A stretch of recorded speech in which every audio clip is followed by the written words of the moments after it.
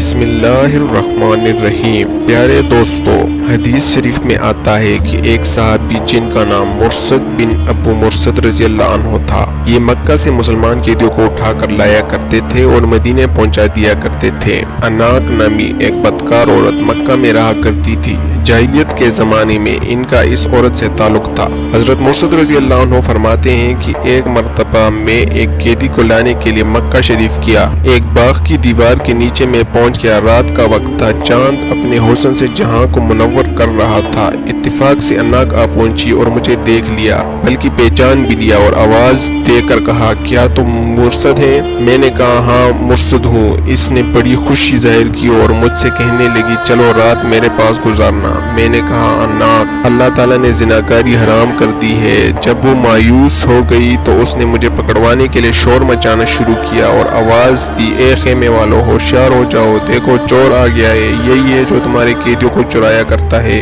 لوگ جاگ اٹھے اور 8 آدمی مجھے پکڑنے کے لیے میرے پیچھے دوڑے۔ میں مٹھیاں بند کر کے خندق کے راستے بھاگا اور ایک غار میں جا چھپا۔ یہ لوگ میرے پیچھے ہی غار پر آ پہنچے، لیکن میں انہیں نہ ملا۔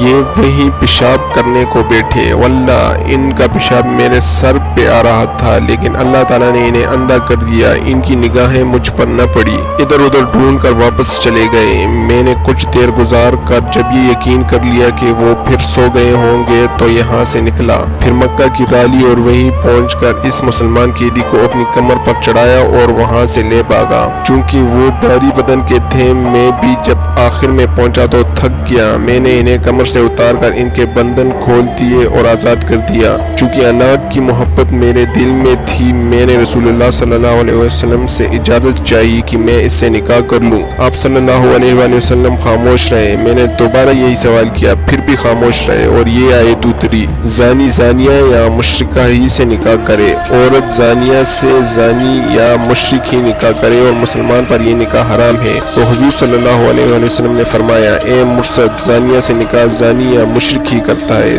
تو اس سے نکاح کا ارادہ چھوڑ دے۔